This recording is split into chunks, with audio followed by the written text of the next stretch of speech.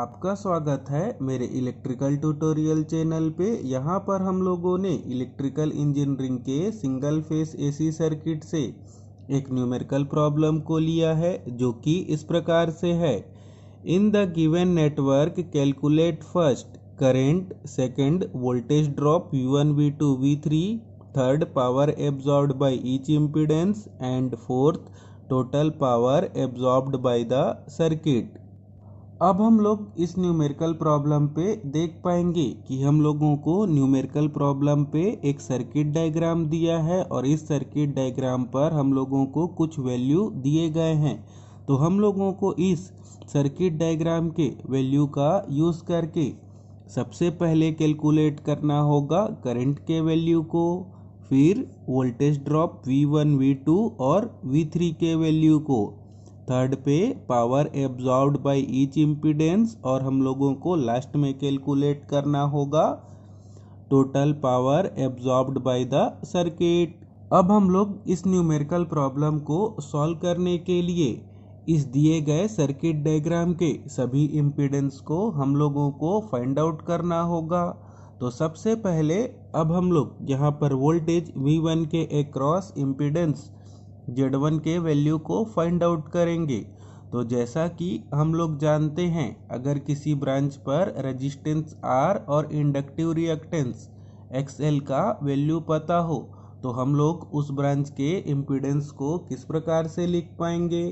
तो यहाँ पर हम लोग लिख पाएंगे impedance Z1 is equal to 4 plus J3 और इसका यूनिट क्या हो जाएगा, ओम। अब हम लोग यहाँ पर आगे देखेंगे कि वोल्टेज V2 के अक्रॉस हम लोगों को इम्पीडेंस Z2 का वैल्यू कितना मिलेगा। तो जैसा कि हम लोग जानते हैं, अगर किसी ब्रांच पर रेजिस्टेंस R और कैपेसिटिव रिएक्टेंस XC का वैल्यू पता हो तो हम लोग उस ब्रांच के इम्पीडेंस को किस प्रकार से लिख पाएंगे। तो लिखेंगे impedance Z2 is equal to 6 minus J8 और इसका भी यूनिट क्या हो जाएगा, ओम। अब हम लोग यहाँ पर आगे देखेंगे कि हम लोगों को वोल्टेज V3 के अक्रॉस इम्पीडेंस Z3 का वैल्यू कितना मिलेगा। तो जैसा कि हम लोग जानते हैं, अगर किसी ब्रांच पर रेजिस्टेंस का वैल्यू दिया हो तो रेजिस्टेंस का ही वैल्यू क्या होगा, इम्पीडेंस के इक्वल में होता है। तो यहाँ पर हम लोग लिख पाएंगे impedance Z3 is equal to 4 ohm. अब हम लोग इस न्यूमेरिकल प्रॉब्लम पे सबसे पहले करंट के वैल्यू को फाइंड आउट करेंगे। तो करंट के वैल्यू को फाइंड आउट करने से पहले हम लोगों को इस सर्किट डायग्राम के टोटल इम्पीडेंस के वैल्यू को कैलकुलेट करना होगा। तो हम लोग इस सर्किट डायग्राम पर देख पाएंगे कि सभी इम्पीडेंस कैसे कनेक्ट हैं, सीरीज में। तो हम लोग यहाँ पर टोटल इम्पीडेंस के लिए फार्मूला कितना लिख पाएंगे, ZT is equal to Z1 plus Z2 plus Z3, क्योंकि सीरीज में सभी इम्पीडेंस क्या हो जाएंगे, ऐड हो जाएंगे। अब हम लोग इस पे वैल्यू पुट करेंगे Z1 Z2 और Z3 का। तो लिखेंगे 4 प्लस J3, Z2 के जगह लिखेंगे 6 माइनस J8 और Z3 के जगह लिखेंगे 4। अब हम लोग इसको कैलकुलेट करेंगे तो हम लोगों को टोटल इम्पीडेंस का वैल्यू कितना मिलेगा। तो लिख पाएंगे 14 माइनस J5 और इसका यूनिट क्या हो जाएगा, ओम।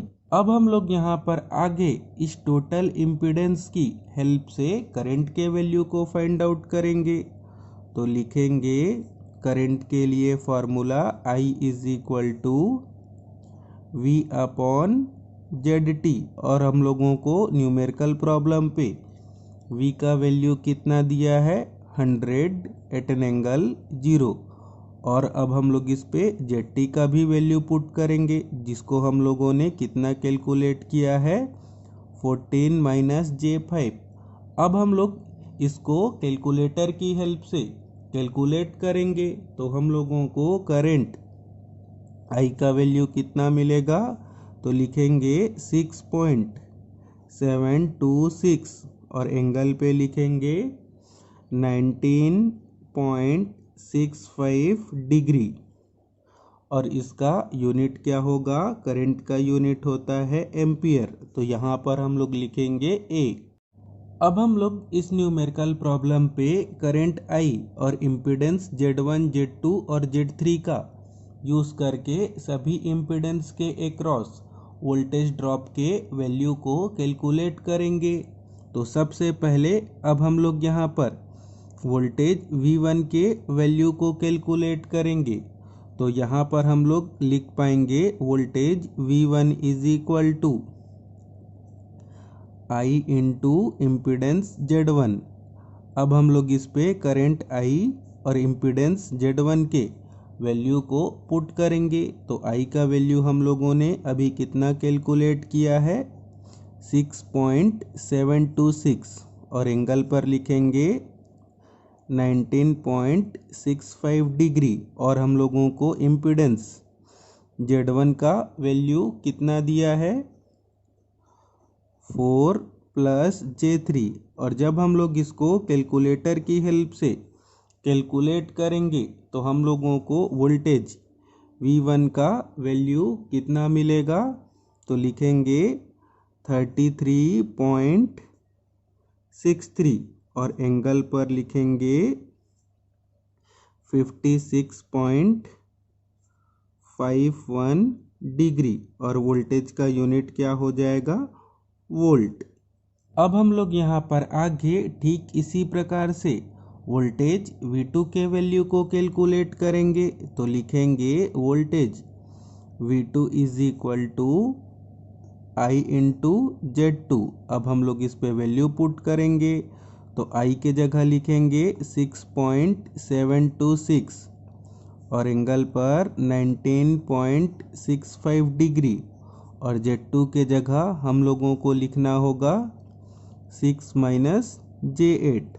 और जब हम लोग इसको कैलकुलेटर की हेल्प से कैलकुलेट करेंगे तो हम लोगों को वोल्टेज V2 का वैल्यू कितना मिलेगा, तो लिखेंगे 67.26 और एंगल पर -33.48 डिग्री।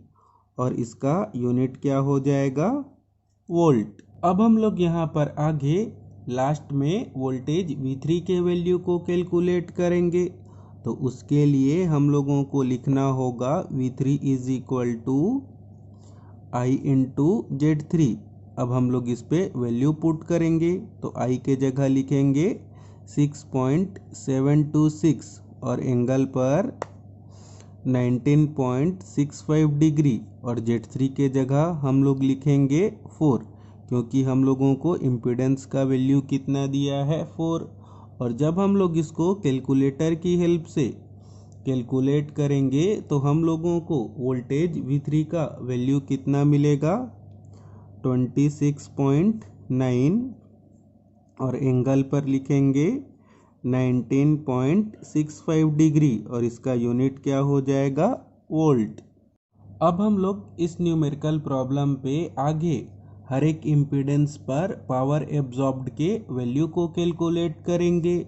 तो पहले इम्पीडेंस के लिए हम लोग पावर एब्जॉर्ब्ड के फार्मूले को कितना लिख पाएंगे, तो लिखेंगे इम्पीडेंस 1 के लिए P1 और पावर एब्जॉर्ब्ड के लिए फार्मूला लगा पाएंगे I² और रेजिस्टेंस R1। अब हम लोग इस पे वैल्यू पुट करेंगे तो I के जगह लिखेंगे 6.726 का क्या हो जाएगा, स्क्वायर।